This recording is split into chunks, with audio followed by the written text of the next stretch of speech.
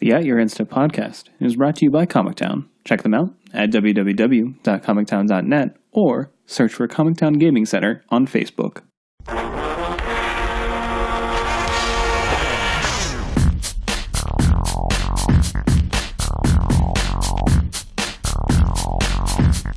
Hello, and welcome to At Your Insta.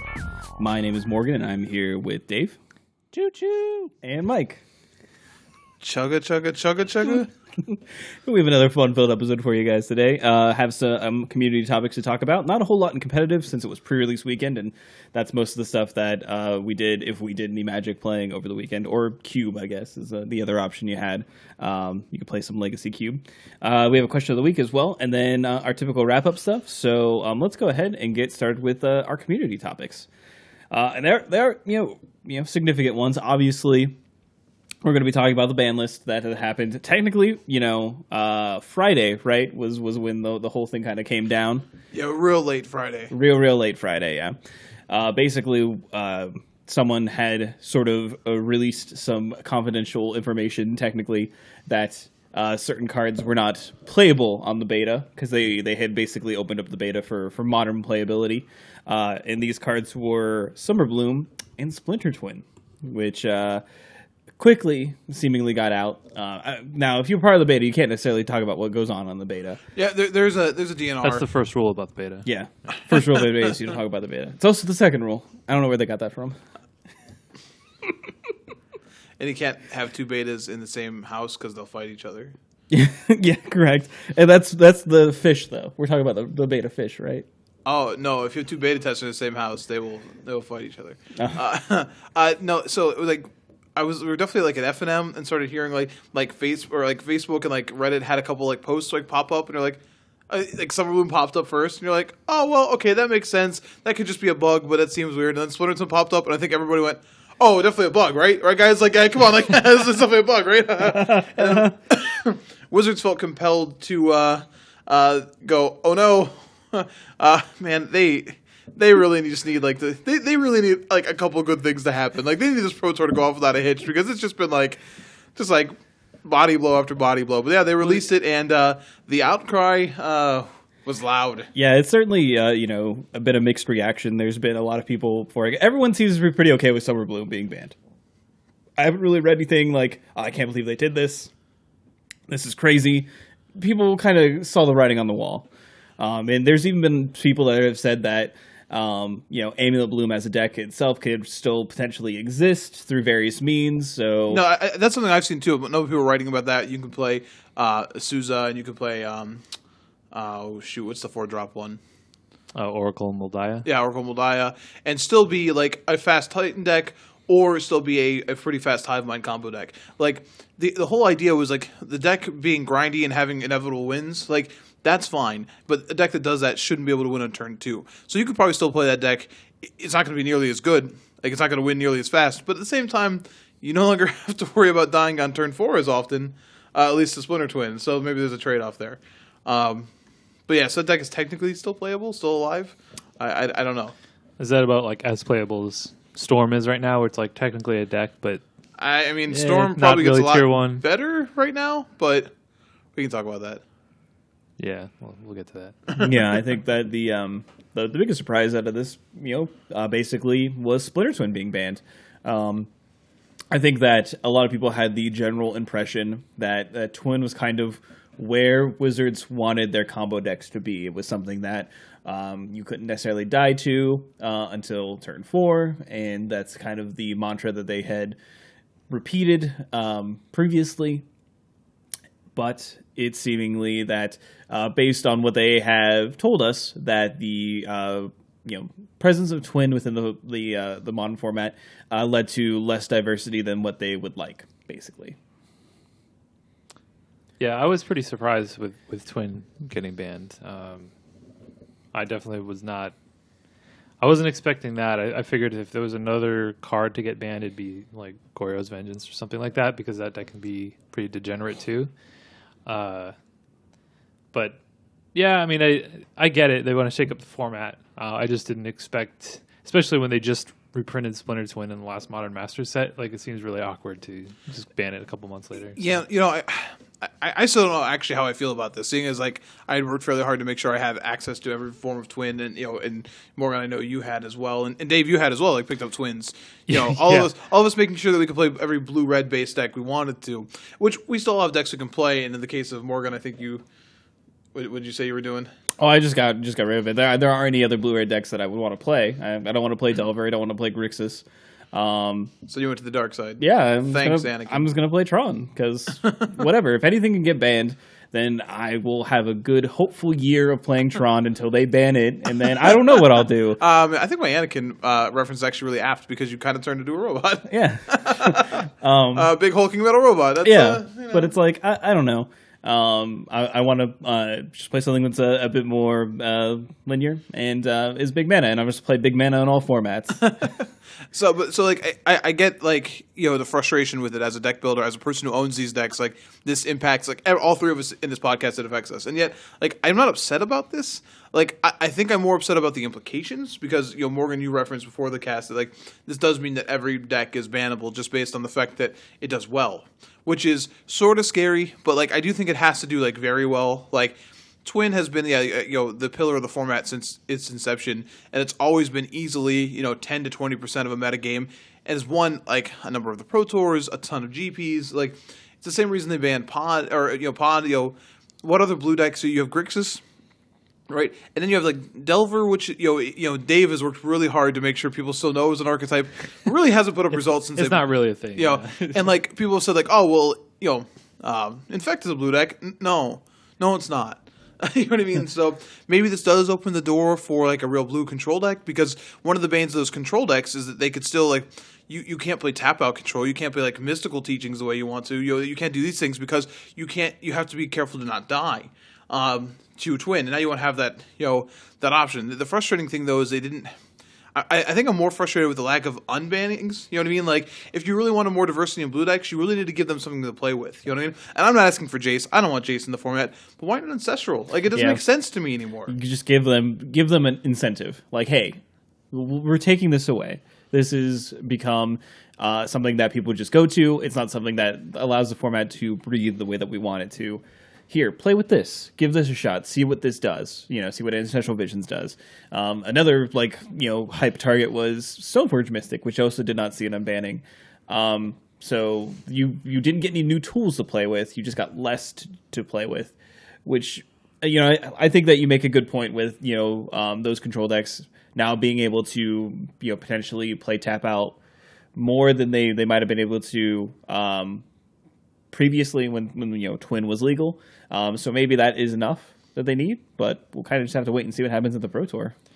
I think it's funny that you mentioned Stoneforge, because my first reaction when I first heard about this coming out, it's like, did anybody check to see if Stoneforge was legal in Modern? Can we check that? I think the giveaway would have been had if you had you get copies of every card. So I guess the giveaway would have been if Stoneforge was in your collection. Yeah. Yeah, I don't know. It's really frustrating because I still think the format will be pretty healthy, and I think hopefully the Pro Tour is going to show some. People want to play blue decks, and we've seen Sean McLaren alone show that there are some innovations you can play in the list, and you can still technically play your twin variants. Especially, I think Jeskai specifically works better with this because you can still play Kiki Jiki. Yeah, you could argue that it's it's a lot more fragile, but if people reduce their hate for Splinter Twin, then that kind of deck sort of fills a smaller role in the same idea. Yeah, it'll be kind of interesting to see because Sean McLaren himself even said that the Jeskai control decks or the 3-color blue control decks had good matchups against Twin for the most part. So now you take away that good matchup and they're kind of shaky against Tron or have bad matchups against Tron. It's I don't know. I think the real issue, and I don't know how you fix this. People throwing around the Force idea for a while. I would definitely not be opposed to that, but I understand the fear of turning Modern into Legacy Light, so to speak. But I do think that the counter magic in this format isn't good. It isn't good. You don't have what's your hard counter? It's all 3 mana. You know what I mean? The turn that if you're on the draw. Tron has already played a Karn, and you're we'll play Remand, play Mana Leak. And it's okay, now understand that you're trying to play a long, grindy game. You need things that scale, right? And you can try to, a Crypto Command, yeah, it's great, except for, all the tempo decks are playing Dispel and Spell Pierce, and they're essentially splashing that color. You know what I mean? So like Affinity has Dispel and Spell Pierce, Infect has Dispel and Spell Pierce. Like that's why they're playing blue. So I don't. It's frustrating. There is definitely a nightmare scenario. Okay, and people have already talked about this, like the world is ending, whatever, where Tron and any of the Eldrazi decks are like the kings of the crop. And the lower tier behind that is like Affinity, Infect, and like Grishelbrand, Storm, etc. All these combo decks that no longer are afraid of dying on turn 4 to Twin. And then you have like the fair decks like Jund that could never beat Tron or the Eldrazi deck, going like, "Hey, remember when you thought like Dark Confidant was really good?" I remember those days. So like I don't think the format will swing that hard. But there definitely is a nightmare scenario again where like a team at the Pro Tour like breaks the Eldrazi deck hard, which is certainly possible, and we see a really bad Modern for a little while. And I hope that's not the case. I really enjoy the format. I personally think that I can play my deck again because now there's only one bad matchup of the format, and a bunch of matchups I can beat might still be hanging around. So like yeah, all right, we're going back to Tron. Not green red Tron. You know me. Yeah. You know me. We're casting gifts I give it, okay? Because I don't have to worry about the twin decks anymore, which was an average matchup at best. Now, So, will you hate me less if I also like try to get cards for that deck too? I mean, are you going to cast Karn against me? Maybe. I mean, I'd be able to be friends anymore. Oh, okay. Well, that's fine. I mean, look, I guess. Jordan used to be on this podcast. Oh, He kept casting Karn. Don't worry, you won the gear. He exiled himself. So yeah, I'm really interested to see how things shake out. Like, I think that when you say that you weren't necessarily like frustrated with the fact that things were banned, I kind of have to share that same sentiment. Obviously, I'm disappointed that I had to go in and kind of realize, like, take stock and being like, well, I don't want to play any of the other red blue decks that red blue X decks that might be available to me, so I had to find something else to play. But I mean, that's fine. Like, I was able to do it. A lot of the time, you should be able to do it if you own Twin. You should be able to, if you do not want the cards anymore, you can sell them. They are still worth value to someone else out there, and get into another deck and find something else that you want to play. Don't give up on the format. Like, I think that's another important takeaway is keep exploring and keep figuring out things that you might also like. If you want to stay with combo, something interesting that you might want to look into is Scapeshift. Scapeshift is still a viable deck, and it is one of the remaining combo decks that are out there, and you probably have many cards to get there with it. So, including $50 Scapeshifts. Yeah, that's kind of gross. But I mean, this isn't a modern financial podcast because it would just be sad. But there's still options out there, and I just worry that people give up, and that would really suck because we as all modern players want the format to continue growing and get to a place that it is actually comfortable where you're not like constantly worrying about something getting banned. But I'm excited to see what comes out of the Pro Tour, what comes out of even something like this weekend, obviously, which is going to be the first one, the first Premier tournament, because we have the Star City Games circuit. The Open, of course, is going to be standard, but we have the Sunday event, which is going to be a modern, as well as a legacy one. But focus on the modern one, and I'm interested to see what shows up. So we'll report back to you next week to see how our lovely format is either good and or bad. I'm sure a lot of the Pro Tour competitors would be interested as well. Yeah, no joke. I don't know what we can actually count, like how much we can count on that until we see a Pro Tour.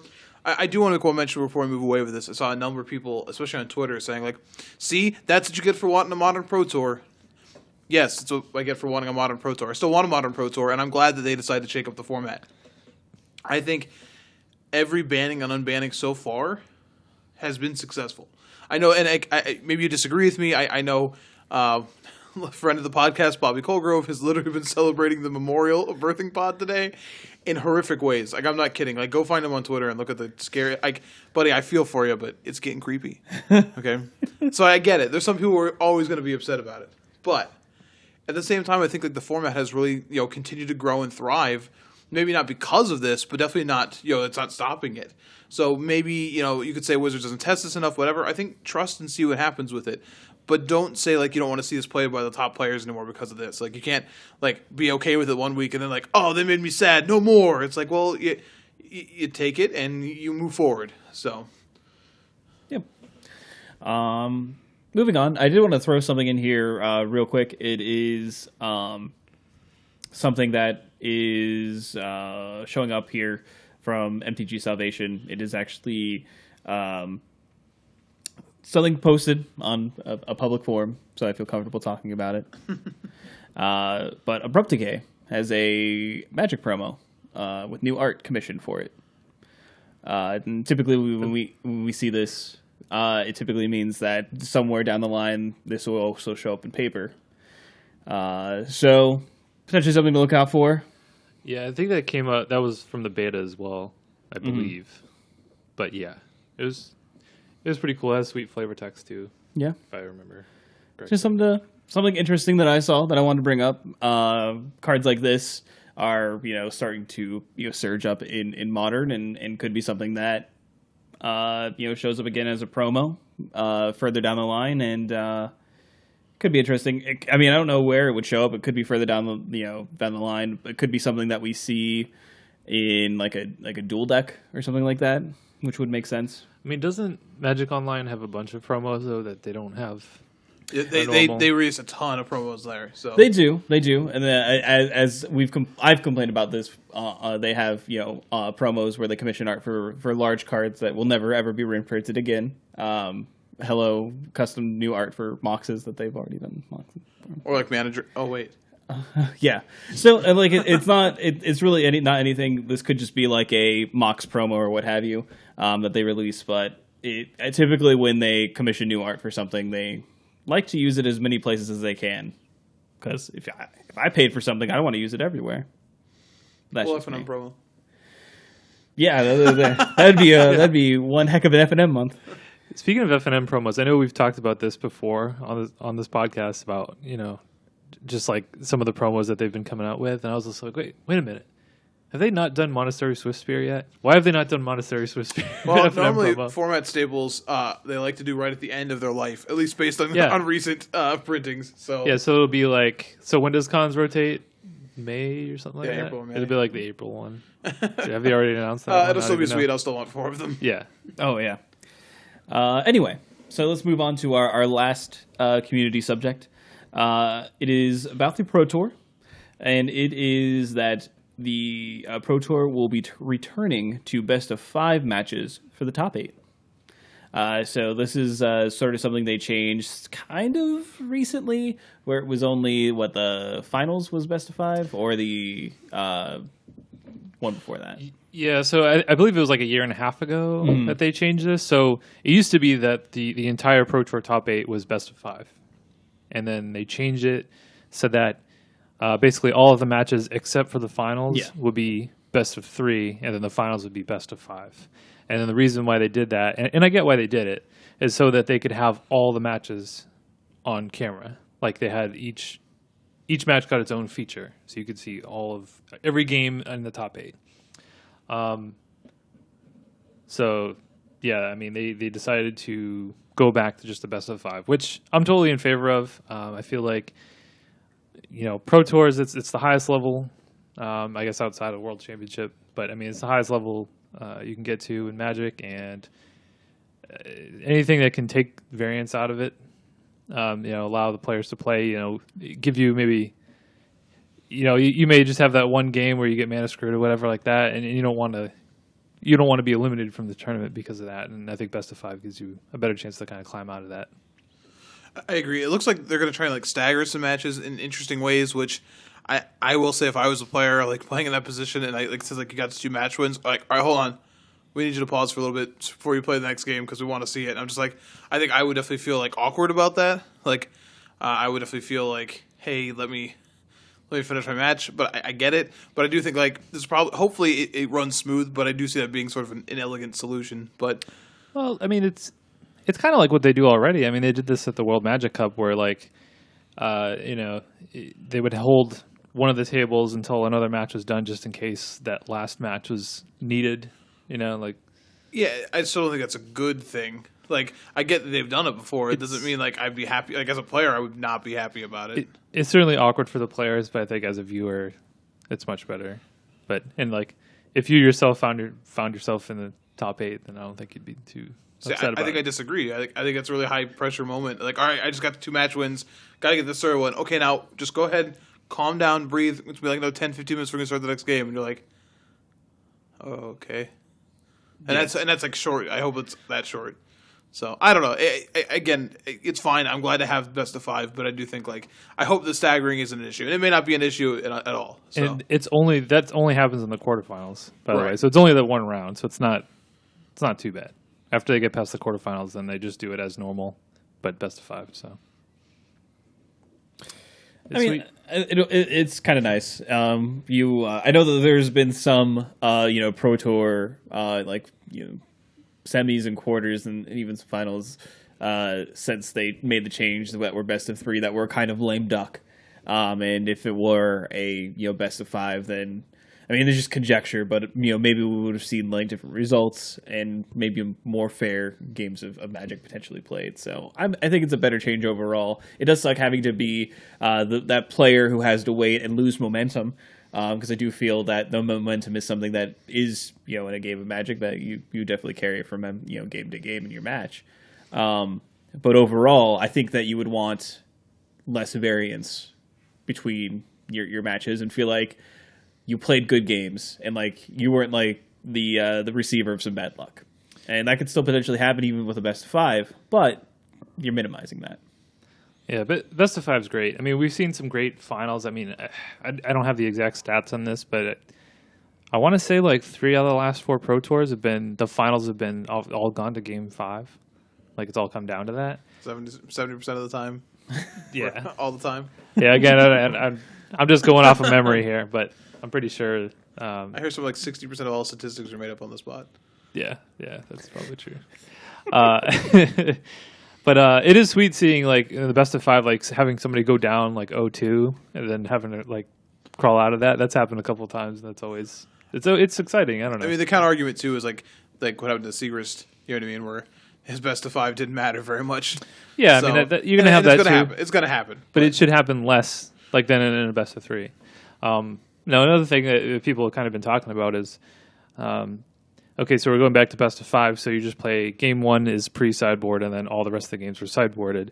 And like, how does this affect? This could affect deck choice, and especially with this Pro Tour coming up as Modern, the sideboard card's so powerful.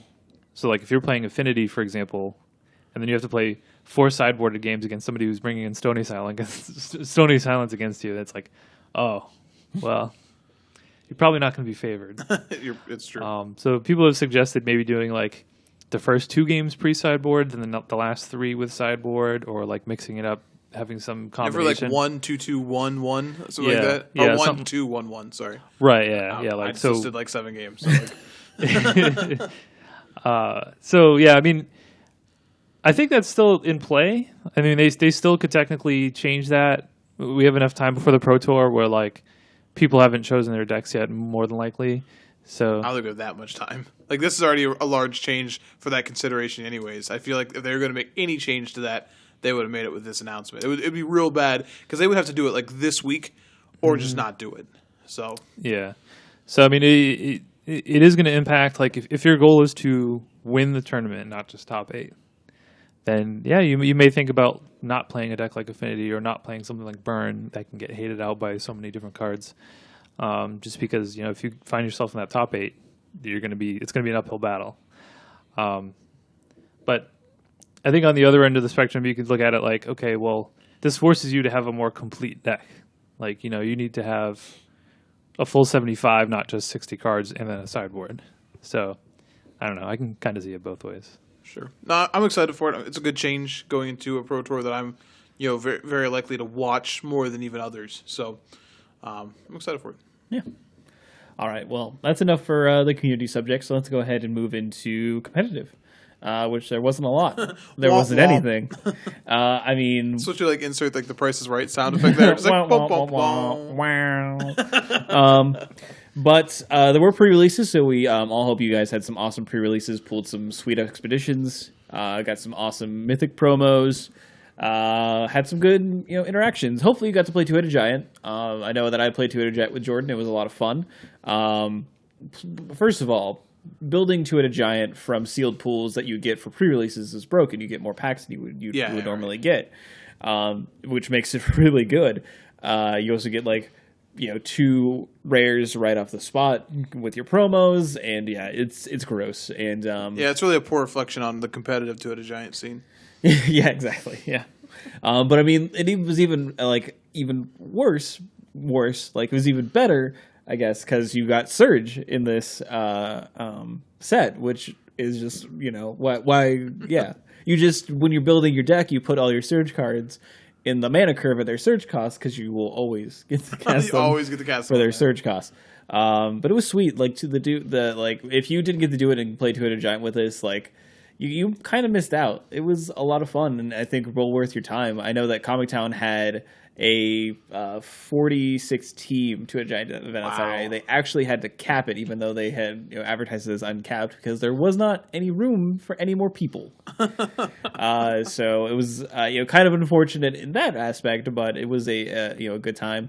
Also, just doing a regular sealed event with us, that was fun. I think that the limited is much more, as many people were saying, focused on. It's much more of a regular limited set where you kind of don't necessarily need the synergy that you did for BFC. But yeah, it was pretty good. It was pretty enjoyable. I don't have any necessarily takeaways or anything like that. Because I'm notoriously bad at limited, and I was still pretty bad at limited this weekend. So I only got to do one pre-release event, which was Midnight. Thanks for rubbing it in about Two-Headed Giant stuff. My wife and I had stuff to take care of and could not find a Two-Headed Giant event that fit our time, so it happens. We normally really enjoy that, so it was kind of awkward. Man, I'm feeling self-conscious about saying that word, so I got to stop. It was a little strange, I don't know, for us to not play Two-Headed Giant, because we really, it's sort of a thing, it's what we do in the sense, hey, we're doing this, and it was. You didn't do the Two-Headed Giant set. I know it doesn't make any sense. I get it. And I was wondering why there weren't more Two-Headed Giant events, and I was told flat out that they had to sign up for their pre-release allocation before they were told it was a Two-Headed Giant set. Awkward. I'll say it for you. Thank you. I appreciate it. That's another thing that Wizards has to get better at. Yeah, it just doesn't make any sense. They know these things are coming down the pipe. For example, when they announced that all the Pro Tours were going to be standard before, announcing the new rotation and all that. Yeah. It's okay, well, yeah, you got to give us a little bit of notice here. It doesn't make, you should argue that they would almost want every single one to be Two-Headed Giant, right? Doesn't that make more sense if you're design? But whatever. Neither here nor there. You just imagine, Wizards being hey, here's all these carriages. Horses are coming next week. No, they don't even tell you that, though. It's just here these carriages, and then the next week comes, you're oh, here are the horses. By the way, they're donkeys. They're not horses. They're alpacas. I didn't I thought my pool was really weak in my foil promo. So my wife opened a pool and she hit a foil Thought-Knot Seer, and I was and I opened my pool in a foil Draenus cohort or whatever. I was whatever it is, the 2/2 for 4 that you Draenus Chosen. That's it. I don't know. It was really bad. It was the worst creature I may have ever actually put into a limited deck. So it's pretty good if you can get triggered it multiple times. Still was not even close to good enough. Not even close. You have to tap 2 guys and pay your 4-mana guy. It doesn't tap until turn 5. I'm sorry. I'm getting too specific. Neither here nor there. The card's bad. The pool was really fun to build though, but I do think that I don't know. I'll have to draft it more, but it distinctly felt like Oath sort of you're not going to see any of the, obviously there's only 1 pack, so you're not going to see much of it anyways, but, the whole ingest processing thing seems, super irrelevant now. Super irrelevant. Yeah, there's a fair amount of exile still in this set, but, people have, Blight Herder in their pools, and I'm you're just never, you can never trigger it. That's a hard card to trigger and unless you're dedicated anyways. Now you're just never going to do it. And that feels really weird to just sort of, have a whole subset of cards in battle that are going to be just so much worse. You know what I mean? A card like a Benthic Infiltrator, which was just money. Now, a 1/4 unblockable is still fine, but it may actually not matter, which is really weird when you're looking at these Devoid decks. So, but it did seem to play like a regular set. There were a lot more regular sized creatures on curve. So it was fun. I did all right. Wish I could have played more. That's all I have to say. So I enjoy it. I do think I will enjoy drafting this set more. But again, we just said it feels more like a limited set. Like I drafted Battle a ton, and I just could not get a feel for it. Like I think I had really good decks. They would do things that I didn't think. I was like, oh, okay, so this isn't good enough. And I don't know. Like I consider myself to be an above average limited player, and that format just bothered me. And just as a mechanic bothers me. So I'm glad to see it sort of get like minimized. But I don't know. I'll enjoy trying to draft this. We did have some. You were there with me at midnight. We definitely had like a wasteland opened around us, so that was pretty cool. Like I was like super excited too. So that's the kind of thing where like it's 12:30. Everyone's already kind of tired, and everyone's doing that. I have to be here for another 5 hours. So when like the person's like, got a wasteland, everyone's like, yeah, adrenaline, we needed that, thank you. So that was really cool. Like because there's a lot of this set definitely has a lot more lackluster expeditions. You know what I mean? Like you're never gonna be upset. There are a few that are like really good. Now, like, granted, like there's a couple of them that have like risen recently. Like now you're really happy. When we first saw Ayavugan, we were like, all right, that's fine. And now we're just like money. So how quickly things can change. But like one of our friends opened a Bloodstained Mire right in front of us too, so that was pretty cool. But it did seem like there were less than... Yeah, that's what the reports were saying on Twitter, that they were overall, there seemed to be less expeditions opened in the pre-release kits. No, are we going off of the number of pictures that people uploaded on Twitter? Or just like... I think before it's like general murmuring, you know what I mean? And, but like... No, but like... And like some people are like store owners that were actually there during the pre-releases and could compare them one year to another. You know? But I distinctly remember we had like 5 or 6, and we were really surprised about it for Battle. And we had just the 2 that I know of, maybe a third that I know of at our midnight. Yeah. So. The only weird instance I have is I was at another store on Sunday to do a pre-release, and one of the players that was there had opened 3 expeditions over the weekend. Oh. Which is gross. And they were all... Nice. They were Sick all... luck. The weird thing about it, all Battle for Zendikar ones. They were all fetches. Oh. So, like, the 2 packs that you got... Hey, you got to really be careful drinking Unicorn's Blood, because, like, it does curse you to a half-life. It gives you a half-life, man. It's not good. But, yeah, I still haven't opened an expedition, and I want to. I want to real bad. I got that thirst. I did, so I can't even be upset about it. No. I didn't open a good one, and I don't even get to be upset now, so it's awkward. Maybe it'll happen. I'll probably draft this at some, but not necessarily a whole lot. What? It's what, Mike? It's a thing. All right. Well, that's pretty much it for our pre-release stories. Let's go ahead and move into the question of the week. We'll go at a brisk pace, guys. We gave him 4 hours last week. It's a little different. Yeah, it's a little different than the Palooza. That's true. Oh man, I just gotta say the Palooza like threw me off for the rest of the week. I was just not. He was out. I was like we got done. What was it? 1 in the morning, something like that. It was after 1. Yeah. Yeah, like it was just the rest of the week. I was just fried. I was done. I needed the weekend. I needed the long weekend to recover. Somebody say Palooza? Sorry, I got Palooza on the brain. All right. So what we have up here for the question of the week is Oath of the Gatewatch will be hitting shelves on Friday and looks poised to have a big impact on Standard. What do we expect to see week 1? And then, so what do we expect to see week 1 at Atlanta and then at the Winter Classic? Well, hosted by Comic Town. I'm going to take a chance to start this and say I actually wrote about this week at a really cool place, comictown.net. Who they have decided to do a relaunch with some awesome content. We've been sort of hush hush about it, and now they're setting it up. So I was the person who got to pioneer it and release the first article, which is titled "New Year, New Standard." Catchy, right? Yeah, makes sense. Dave is also going to be writing for Comic Town. Yep. Yeah, my first article will be out next week. So, and there's some other names you will know who are writing for this. Dan Musser will be writing for them. Lexi Metler will be writing for them.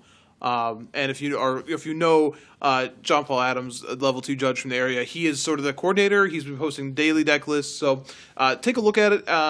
Hopefully you enjoy some of the stuff up there. But I wrote I just want to throw that out there.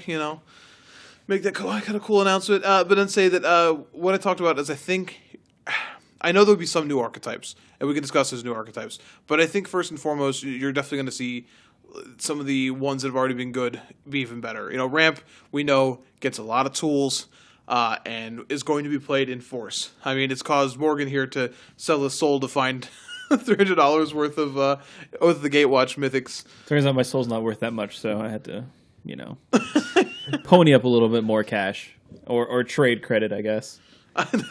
Hey, how much credit I get for this soul? And They'll get you 2 world breakers. get you 1/4 portion. one quarter portion. Oh man. So I think that deck is obviously going to gain. I don't know which way it'll be played. You could just play straight red green still with obviously playing Return. We have to question how good Ugin's going to be this weekend. With how many Eldrazi are running around. I've definitely seen versions running around with Wastes. We talked about Ruin of their Wake last week, and those versions that get to play like Thought Knot Seer before they play their Fatty, just to make sure. Like, is the coast clear? Oh, it is. Fatty. You know what I mean? So. And then those versions might actually still want to play Ugin because then it interacts favorably with their threats. So there's a lot of ways to build it, but I think Ramp is a big gainer. Yeah, like Ramp is kind of in this weird spot where like Ramp's going to be there, but I feel like it's like a whole new deck almost. Like we had a Ramp deck, I feel like we're going to get basically entirely new Ramp deck. So like the Ramp deck from last format is the base, the bulb that grows the tree. That Nissa pilgrimaged for it. Yeah. Sure. She had spell mastery, and it's like a 3-prong. Yep, you got it. You're getting there. I'm proud of you. Hey, this is a great metaphor. Yeah, no, it's good. No, I mean, obviously, Ramp gets a lot of special tools. It gets World Breaker. It gets Kozilek if you want to play that card, and then his Awakening, his return, if you will. I've been sold on World Breaker for a while, but I got to see this in just various forms of testing, see that deck pull off what is essentially the standard equivalent of like the Bloom Titan, which was like World Breaker, Sanctum of Ugin to get a World Breaker, into Sanctum of Ugin to get a World Breaker, and I was like, oh god, how many Titans is he gonna play? Like you're just like, this is really bad for me. Please stop fighting World Breakers. Never chain those together. Stop doing that. It's a good thing to do. But different from Bloom Titan in that this was on like turn 6 and 7 and 8 They instead also of had to 2. play them consecutive turns at the same turn. I'm just saying, it felt very like when I was looking at the third one in play and just sort of scratching my head going, I don't think I'm winning this game. Yeah, I think that it definitely gets a lot of interesting things, but it's also like the deck that people have already like seen and haven't know it's going to be there. Like, oh yeah, I'm going to play Ramp my first week of Standard. Like, or I'm going to play against Ramp my first week of Standard, I should say. So, I mean, that's what the level 0 deck, I guess you could say. But I in that instance, I don't think it is just like a deck that's going to go away, though.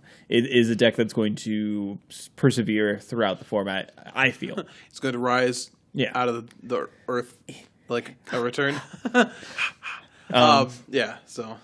So Ramp, that's going to be like be prepared for this, or if you're going to play it, be prepared for the mirror match. Next up, I think we have probably what you've been working on, which is blue-red. Well, I think if we're going to talk new archetypes, I definitely think like there is a tempo deck that exists. I've been working on a shell. I sort of got a chance to show it to Dave yesterday and play it in a couple games where he was just like, so wait, like where an opponent was at like 17 and I had like one creature in play and then they were just dead. When I untapped, they just died. And he was like, I'm doing this. I want to do this. So the power level's there. I don't know what the perfect shell is though. I've been working on it. Right. But with the introduction of Storm Chaser Mage, we Absolutely. get a evasive, hard to kill, prowess threat. Which does a lot for the shell that we already have in Standard. When you take a look at Abbot of Carol Keep and Monastery Swiftspear, so we have these great aggressive prowess threats that we can chain together with awesome new spells like Expedite and Slip Through Space. I can't say enough about Slip Through Space. That card is.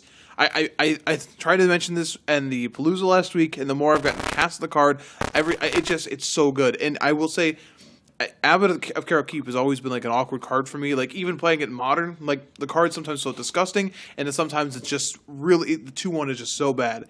Slip Through Space fixes everything about this card because now all of a sudden, like, the 2 power in front is actually just a huge bonus. It's like, oh, this is unblockable. And now I'm just going to chain these spells together because you printed a bunch of cantrips. Hey, Wizards, thank you. Yep. From the bottom of my blue-red heart. Yeah, it really feels like they pushed that because we can't even mention this deck without mentioning Jorien, which is a card that obviously you profit from when you're playing multiple spells a turn, at least a second one, and that's what this deck aims to do. Tip of the hat to Dave on Jorien. When I first looked at that card, I was like, I can't really try this. Hit with his endorsement, I'm like, all right, I'm gonna really try to play this card and just see, and it definitely allowed, like, there's sometimes you're just going to discard it to a Jace, and you knew you weren't going to cast it. It was going to clog up your mana. That's fine. But the games where you're, like, hitting land drop 4 and curve and you're playing that card and you're just, like, getting value, and then if you untap with if you untap, yeah. Oh, my God. Oh, my God. It's... You're just like... You do realize you should have killed this, right? Like, I've had people, like, they kill, like, the prowess creature before they kill Jorien. I'm like, oh, no, you messed up. Like, I know you feel more pressure from the prowess creature, but you messed up because you're still going to, like... You have so much card advantage in the deck. You get to go cruising! Yeah. You get to go cruising. For a few more months, we can go cruising, ladies and gentlemen. That's a good cruise deck. Tell you what. I think what you can actually do with that is, like, I feel like people are going to be compelled to kill your early creatures. They're going to need to kill your Swift Spear, kill your Abbot, your Storm Chaser Mage. And then it's like they're going to use up all their removal, then you're just going to play Jorien. And then if they've exhausted all their removal at that point, it's like, okay, well, I'm just going to refuel here. And then that second wave is going to get you. So in those attrition games where they're killing all your early threats, like if you're syncing up your threats with like fetch lands and stuff, they're definitely. This isn't like a pipe dream. This is multiple times. Like turn 4, play Jorien, cast Treasure Cruise, trigger. I don't know. I don't think you understand how upset your opponent gets when you're like, well, I have 4 cards in hand at least, and a threat back on the battlefield. How many cards do you have spending to kill it? Oh, okay, good. Did you cast Painful Truths to do all that? That's cute. That's cute. Did you lightning bolt yourself for that? Oh man, that's unfortunate for you. Like it feels so good. Mm-hmm. And not to mention like Wandering Fumarole really just adds some level of resiliency to it. So if we're saying ramp is tier 0, then like these tempo decks with 1 through flyers, really have a chance to shine and sort of like beat up on those decks before they have a chance to get going, which is nice. Yeah, very much so. I think that Storm Chaser Mage is like one of the most. One of the one of the most. One of the morsels. One of the that was most and more. One of the most threatening things to the ramp decks. It's not something they can necessarily kill main deck. It's something that comes down early and just threatens to continually do damage to them over time. So I feel like if you want to start attacking the ramp decks, that's probably a good place to start. Is with Storm Chaser Mage. And I will say, too, I mean, Mike, I was telling you yesterday, I was like, yeah, I really need to figure out what I want to play. And then you're like, oh, man, I've been working on this deck. And there aren't a whole lot of new rares that you need. So, like, if you're talking about the ramp deck, okay, so now you need maybe Kozilek's, maybe Kozilek's Return, World Breaker. These are all mythics, right? Oh. If you want to play blue-red, just straight blue-red, you need Wandering Fumarole, Jorien, and a bunch of common cantrips. Yep. And Storm Chaser Mage, which is like a $3 uncommon. So. Right. But it's not too bad. No, it's really not. I mean, especially if you already had the shell of this, if you have your Abbots, if you had your Jaces. So. Yeah, and something the blue-red precon comes with 2 Storm Chaser Mages in it. Yeah, someone pointed out to me, which is pretty awesome. Because I mean, that's like $15? Yeah, and you get 2 boosters. Packs, and I'm assuming you also get some of the commons you need as well. Yeah, some of Slip Through Space and Expedites. Mm-hmm. I mean, it's important to know Expedite is like a $2 common on Star City. Yeah.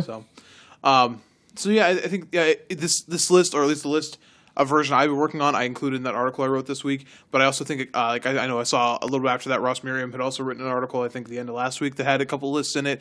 I worked on Jeskai before that with like Mantis Riders, and was trying out, like Dave wanted to try out like Monastery Mentors, and you have Seeker in white as well. So there's multiple iterations of this deck you're going to see, but some combination of cheap cantrips and prowess creatures is going to be the shell of a deck. Heck, I think Tom Ross is the one who had like a Naya shell of it, that was also doing, because you had Defiant Strike and Expedite. So again, maybe you don't even have to be blue. Like, I want to play Treasure Cruise, so that's me. But they wanted to play Become Immense, also a fair thing. So, yeah, I think I'm going to end up writing about just all the different flavors of blue-red prowess. I mean, so like you're talking about like blue raspberry bottle or rocket pops. Is that what you're talking about? No, but that's all the flavors of blue and red. You know, in the summer when you were a kid and like the ice cream man came around, you got the popsicle, had like the blue ice at the bottom, like the white in the middle, Like the red at the the top. bomb pops? Yeah, like rocket pops, Bomb pops. rocket pops. I don't know what a rocket pop It's the is. same thing. Anyway, so speaking of Jeskai, maybe a potential returning mechanic a potential returning deck list that we could see is Jeskai Ascendancy. Again, we have a bunch of these cantrips that happen to do some crazy things, and I know that Jeskai Ascendancy really enjoys drawing cards, and not only that, they got a man land, so which allows you to be able to go off with your man land and then kill you. So, Mike, you said that you had been working on Jeskai. Do you feel that Jeskai Ascendancy could regain some points here? So that's the first deck we tried. Like I was kind of like ho-hum on it, and then like when Expedite first got spoiled, Morgan is the one who pointed out to me. He's like, "Hey, you see this cantrip?" And I was like, "Oh." And then Slip came out, and I was like, "Oh, We could do this." You still have Dragon Fodder, like I said, Hoarding Outburst. These are things you have. Secure the Wastes. And I have the deck. I played around with some shells in it. Deck definitely does broken things. Can definitely chain a ton of spells together.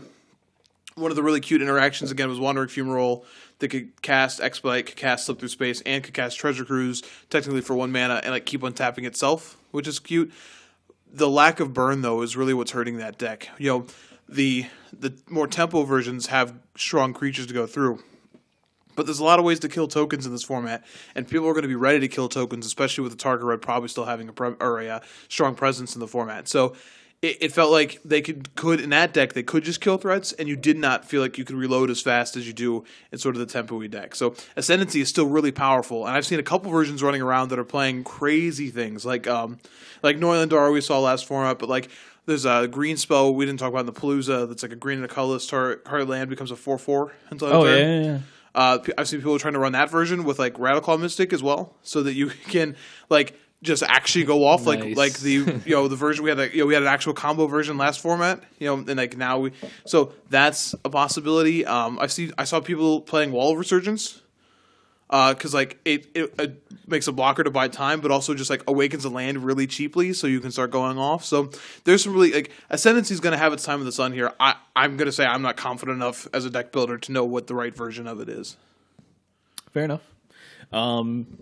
So what do we think about the menace of Standard and Abzan? That deck will likely still exist in some format or another. I don't think it's the menace. Right. Not well. I mean, like not. No, I think Well, I don't think, historically, it's been. historically it has been, but I think still week one. We talked about ramp. We talked about some new archetypes. I don't think like Abzan's going to be there, but I still think Rally's the deck that you have to worry about more than anything. Like that, I think that's if you're going to declare a menace right now, that's the deck. It gained from this set. It got Reflector Mage, which a number of decks are incorporating, and let me tell you, Collect the Company to Reflector Mage is a blowout. I don't care what you're worrying. Like if you're like, oh well, they don't have any flying blockers. They don't have like what can they possibly do? Okay, Collect Company, yeah, sure. What could they hit? Reflector Mage. Like oh no. And they get that. There's another spell that they get as well that's pretty good. But in addition to that, like the format still isn't really set up well to hate on it. We talked a little bit last week about Kalidas. Kalidas and Flaying Tendrils. But like Flaying Tendrils, like Flaying Tendrils works almost exactly like Radiant Flames did, where like a competent rally player is going to not play into it. They're going to have their Nantuko Husk set up so that you have to do a lot of work to make your Tendrils exile creatures, because they're more than happy to just sack their board most of the time against a deck that wants to play Tendrils and just wait for a rally or wait for a company. So the card is good, but I don't think it's enough to make that deck, not be tier 1. We saw what it did last week. It's got a pretty good matchup against even like the ramp decks historically. It's got a pretty good matchup against the aggro decks historically. Now Abzan is a deck that it has struggled with because of Anafenza, but Reflector Mage also is really good against Anafenza. So I'm worried about that deck. Now go ahead, talk Abzan because I know they get some gains, but I do think like Rally has to be mentioned before that. So, so we mentioned Flaying Tendrils. I think that Abzan needs that kind of card. It gives them a lot of game against the red decks, and I mean, it may help some versus Rally. It may not be the answer or anything like that, but it's not a bad card against them. It certainly isn't, but I just say the dreams that people have of just like being like, oh yeah, well I just exile their board and move on. It's like only against the worst player, and even then, like, what are you exiling? Like, if they have a Husk, they'll sack a thing to pump the Husk. Yeah, they have a bunch of 2/3s in the Sifters. Mm-hmm. 0/4s in the Faithfuls. You know what I mean? Reflector Mage is a 2/3. So yeah. Yeah, I'm not saying it's the answer, but it is something that they do gain. Sure. It depends on if they're going to warp their mana base to play different 2-drops. I mean, you have Eiley. I don't know if that's really what that deck wants, but it's an option. You have the Sylvan Advocate, which is another 2-drop they can potentially play. But again, it's not something that is necessarily like a shoe-in. And frankly, this deck doesn't necessarily need any shoe-in cards from the set. So you do potentially have some other options if you want to go without playing white. You could now play Cletus, who has that similar effect and is a powerful 4-drop, which he's not going to necessarily be better than necessarily Siege Rhino, but you do get some advantages in the sheer fact that if you decide to cut a color, you might be able to splash a colorless and play things like Thought-Knot Seer. Which is an option that people might be looking into, I feel. Because Thought-Knot Seer is a very powerful Magic card, as we have already talked about. And going green-black frees up your mana base to play Llanowar Wastes, obviously, and allows you to play colorless lands that you will need to play to be able to consistently cast Thought-Knot Seer on time. I think the problem with just going straight green-black, though, is like you lose out on Anafenza, which is actually just the best card in Abzan right now. I think the best thing about Abzan is the curve. Like, you have to have that curve. That's what kills people. The 2 into 3 into 4 into 5 into dead. Yeah. That's the consistent thing about Abzan, in my opinion. I mean, I don't think I can fully agree with you there. Like, yeah, that curve does kill people, but the deck also notoriously gets to just play the best card in every slot. If you get rid of white, you lose Command, you lose Abzan Charm, you lose Anafenza, you lose Siege Rhino. Like, you're playing a different deck at that point. You're not playing like Abzan without white. You're playing black green, not as good as Abzan. Yeah, sure, theoretically. But I mean, we also get a lot of different other kinds of removal in this format that you need to also take a look at as well.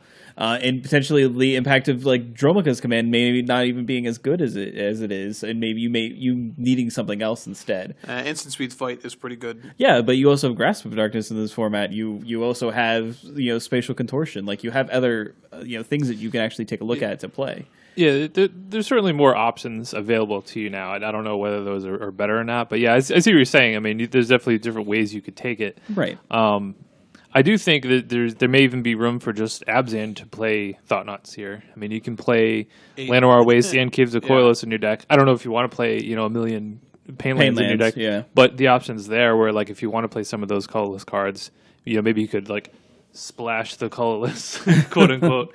Right. So I mean, that's also an option. Right. I mean, I think that a lot of time you do have to take the colorless is a cost. It's another color of mana that you're putting into your deck. It's not free in any way, shape, or form, in my opinion. And you see this with people trying to warp their mana bases to play Ruin in their wake, which is more extreme. I will give you. Like needing actual wastes cards is different than just needing to produce pure colorless mana. But it is a cost. I think kind of the thing that we kind of walk away with this is Abzan doesn't necessarily gain anything, but it didn't need anything. I feel like I don't think it's gained anything. Like looking at the cards, like Gideon is the king gained from battle and like a mana base upgrade. But like the mana base is fine before, and like you still see Gideonless versions of this deck. So this deck has just been good enough. Like it's a testament continually to how powerful Khans was as a block. That like this is like Heroic was in Theros, like where it was just like I don't need any of your fancy new cards. I'm gonna play all these things, and that's how the deck feels. I do think if you're gonna look for an offshoot of it, like I don't know how sold I'd be on black green, but I know a lot of people have been really excited about white green. Oh, yeah. Like playing Oath of Nissa, which people have been excited about for Abzan, which, I don't know. But if you play Oath of Nissa, then you get to play, like, Silk Wrap and Stasis Snare with, a little more impunity. Like, obviously, a little bit of immunity to Jaroka's Command. You also get to play so you get to curve. And again, I've said before, I'm not a fan of this, but this deck is people like it. Going Nissa into Gideon.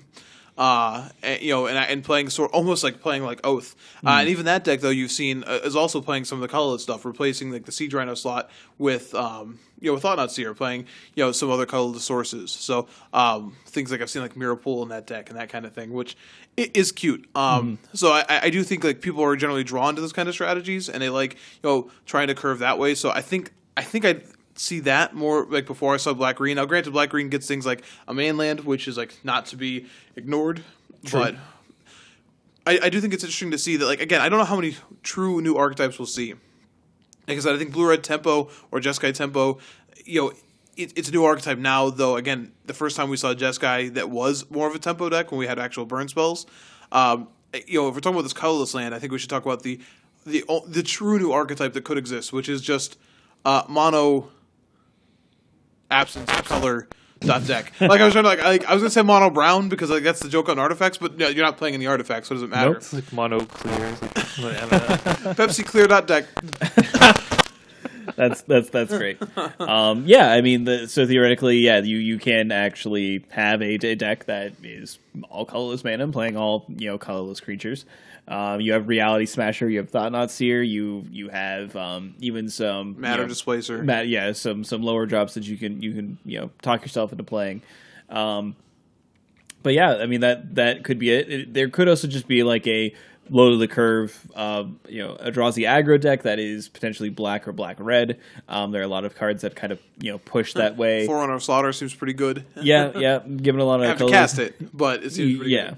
That's kind of the hard part, like whether you play colors or not within your deck. I think that at the very least I would want to look at Black X beginning out if I was going to play an aggressive Eldrazi deck and kind of move on from there. But it's really hard to I think you want a deck like that though. You want a deck that has some late game finishers that can kind of just win you the game on their own, and that's what a lot of things like Reality Smasher can really do.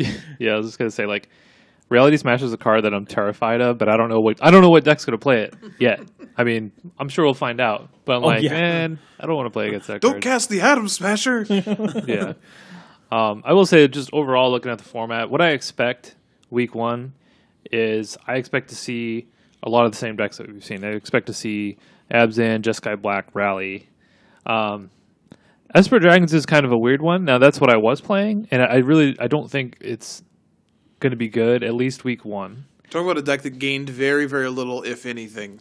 And actually, there are a lot of cards that are good against it now, like Thought-Knot Seer is beating against that deck. Definitely going to have to rework the removal suite. I know a lot of the versions had shifted away from Silk Wraps and have went to basically like ultimate prices. And is that card good? Not against Thought-Knot Seer. It doesn't do so well. I thought not. Against it, or even against Reality Smasher. I made that pun last week. I'm going to make that pun a lot in this format. I'm sorry in advance. Yeah. It's going to happen. Okay. But yeah, I didn't know what deck I was going to play, but I knew I didn't want to play Esper Dragons at least week one. And that's kind of like with every format. Control week one is always a little dicey because you just don't know exactly what you're going to be up against. And Control's at its best when you know what to expect and you have a plan for all everything that you expect to see. And week one's just kind of a crapshoot. I mean, you can kind of have an idea of what's going to be there, but you really don't know. Yeah, I could see maybe the closest thing to a Control deck I could see being still okay, without seeing what the format looks like, could be like the Hoagland Black-White deck. Because it's a deck that gets to play still its enchantment removal, could successfully play Grasp of Darkness, could play Immolating Glare if it wants to.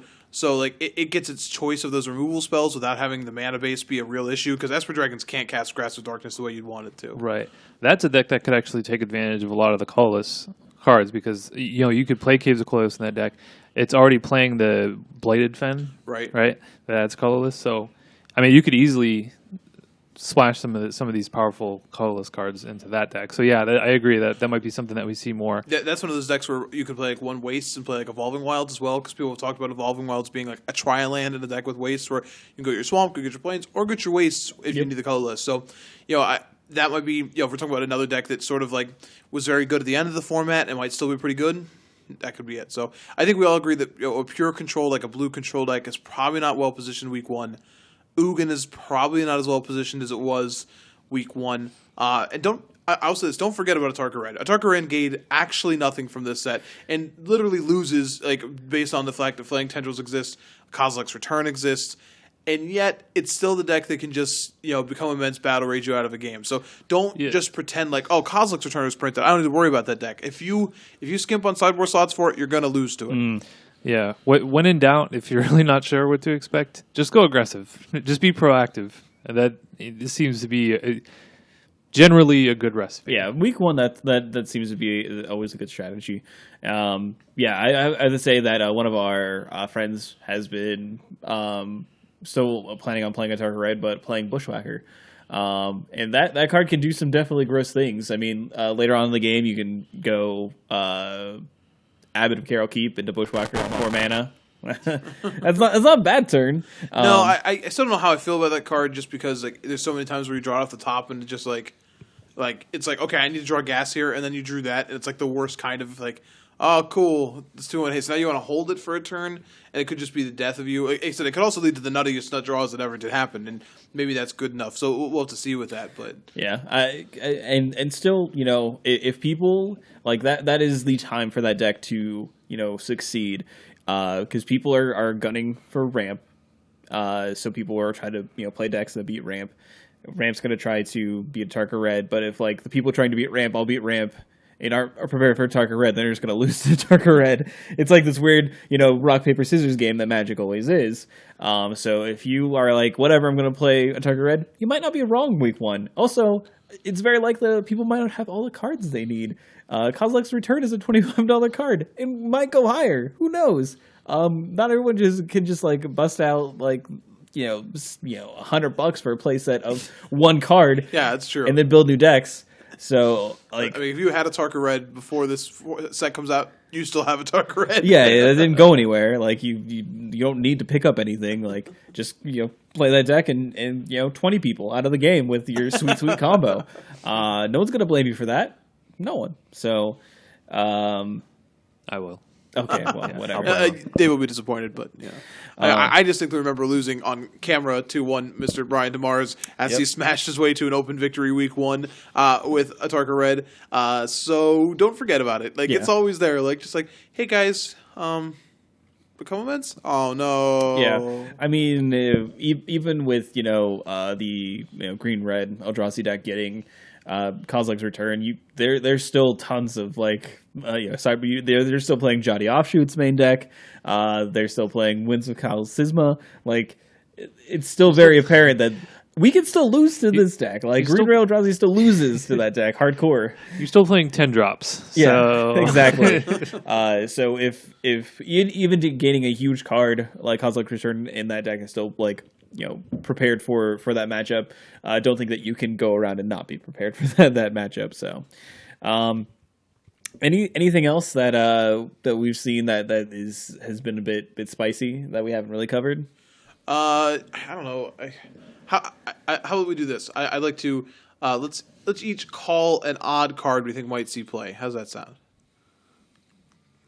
I have one in mind. Put me on the spot. I'll do mine first, and give you some time to think. Okay. So I think Absent decks might play this. Eldrazi decks might play this.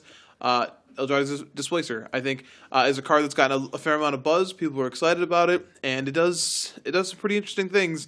And I don't know if you've ever if you remember playing in the last format where you had like Whip of Erebos, and like they would tap it, return like their Siege Rhino, and you would be sad inside. Well, they get to do this, but Siege Rhino doesn't leave.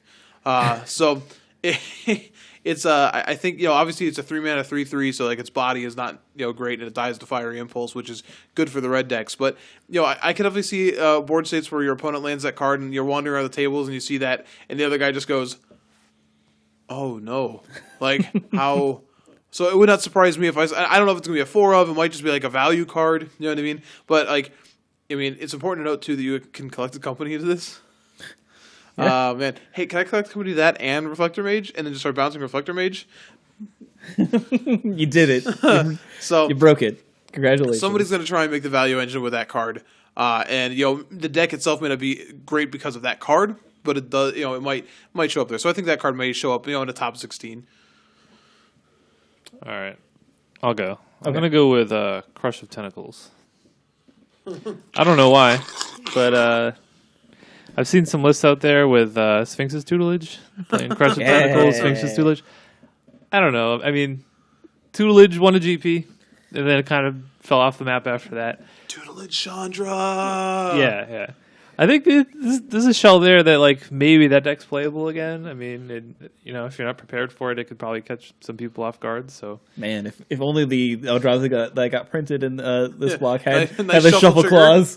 Oh man, they don't though. They go straight to that graveyard. yeah, so we'll go with that. So my card is definitely a sideboard card if it sees play at all. But I really like a Pulse of Marasa, the 2 green. Yeah. Return target creature card or land card. You gain 6 life. It is from graveyard to your hand. It is an instant, which is definitely a good thing. And gaining 6 life is, I think, enough of a gain for you to play this card. It is something that is only good in certain matchups, but getting a creature back or land back is something that could mean a lot. So like the ideal, I guess, is like you play this card with like Sylvan Advocate and like a ramp deck, which I saw a list that did that, and you play this and you play your Advocate early and it dies, and then you bring it back and then it's a 4/5 later on.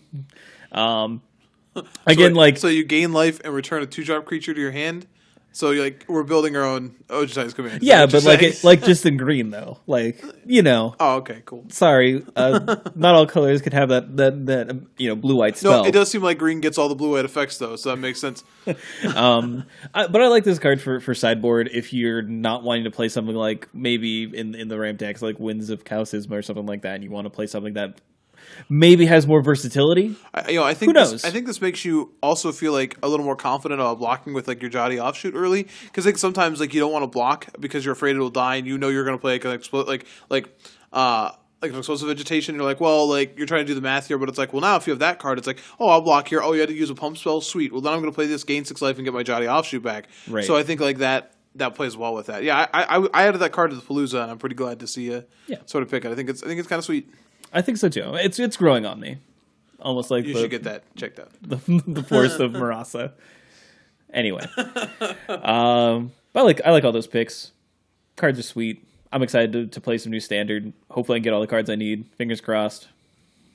I'm excited to play Modern in Standard. So Oh, okay. that's Just blue red. Yeah, I mean, I get to play Swiss Spear Abbot and Treasure Cruise. it's so funny. cool. Is like if you listen to me before, I played Dave's Delver deck, in the RPTQ and tested it, and I said like it felt underpowered in Modern, which is frustrating for me.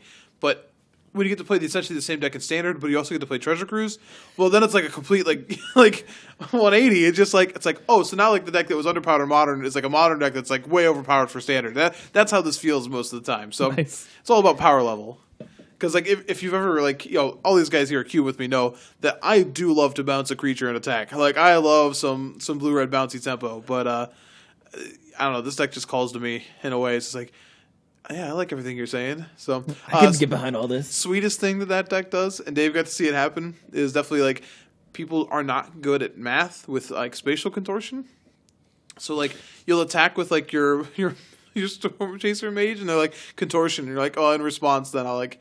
I'll cast a spell, or like with your Swift Spear is like you can like Titan Strength it, and it gets 4 toughness, and like then their contortion resolves. I'm just like, yeah, take 10.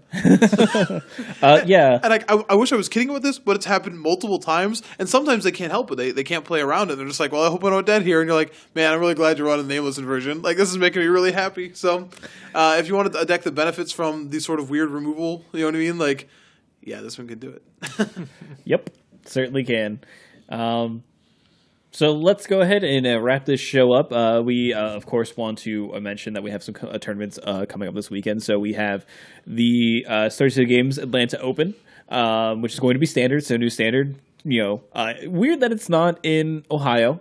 Typically, I feel like they always have like the first week of New Standard 1 week off. in Ohio. Yeah, it's But it's in Atlanta. But it's all right because Comic Town has made up for it in spades by having the Winter Classic. It's going to be this weekend. The event is on Facebook, so come and join it. All the information is going to be there. It's going to be standard. You get like a free voucher for a side event, even, which is awesome. There's 4 times points. Yeah, that's so sweet. You get there's a Modern GPT that day as well, And a Modern IQ on Sunday. and a Modern IQ on Sunday, and that's going to be at Comic Town. Yeah, that's proper. important to know. The IQ on Sunday is at the store, which they've been doing some remodeling. And if you haven't been in there, like when you're coming this weekend, that's going to look sweet too. Very much so. But the Winter Classic is at a hotel. Correct, and that address is going to be on Comic Town's event page for that. So again, look it up on Facebook. You can look at Comic Town by searching Comic Town Gaming Center. So Or on Twitter. You can find them there. And they've very linked to true. the event as well. Also on Twitter. So we are all going to be there. We hope that you come out and join in with the revelry of the new set and bring your brews, bring your whatever you have, and jam some Standard. We'll say for those that aren't in the greater Columbus area, enjoy the Star City Open. You get Cedric and Patrick Sullivan back in the booth. Yeah. This weekend. Wasn't that long of a hiatus for him, but you get the best commentator duo in the game. So. Yeah, I mean, like he said that he'll be coming back for a few choice, engagements, as it were. So, Back by popular demand. yeah, he's off for like 3 weeks. It's like, oh, okay, yeah, we're back. Seti and Sully. But yeah, and obviously watching New Standard is going to be pretty sweet. I think that it's a little bit weird. We haven't necessarily seen a whole lot of hubbub about like New Standard from a lot of the sources because we've had modern bannings, which take a lot of precedent, and the Pro Tour is going to be modern. So I don't think a lot of people are necessarily, that's not where their focus is if they are going to the Pro Tour. So it's hard for them to be able to necessarily write articles about it, but there's some good stuff out there if you're kind of lost with the new format, so definitely check that out, and we hope to see you there. But we did want to mention that if you have any feedback for the show, please contact us via Twitter. We are at your @YourEndStep, which is the @ Your End Step. We also have a Gmail account at YourEndStep@gmail.com, or Facebook. You look us up at Your End Step by searching that. Facebook.com/@YourEndStep also works, I believe. Haven't verified that, but it should work. So yeah, provide your feedback. Also, give us a review on iTunes if you have done that. We really enjoy that when we see those. And Hey, it works. awesome. I'm very excited about that. We haven't done in a while. We haven't done a contest, so maybe that's something that we should discuss doing. I don't know. Do people like free stuff? I've heard. No verifying about that, but I've Morgan's heard. going to be giving away. Oh, never mind. Stop. Well, his soul's already gone. Stop this so madness. Yeah, I have nothing left. he can't win Morgan's soul. Literally nothing left to give. But leave us some sweet reviews on iTunes if you feel so inclined. We would appreciate it. Also, you can find our podcast on MTG Cast, which some of you might be downloading it from there. Also, an awesome resource for many other shows. So be sure to give some love to the other shows that we have. We share the network with, as it were. And that is going to be pretty much it for this episode. Again, hopefully we'll see you at the Comic Town Winter Classic 5K. And if not, we'll catch you next week and you have a great one. Bye.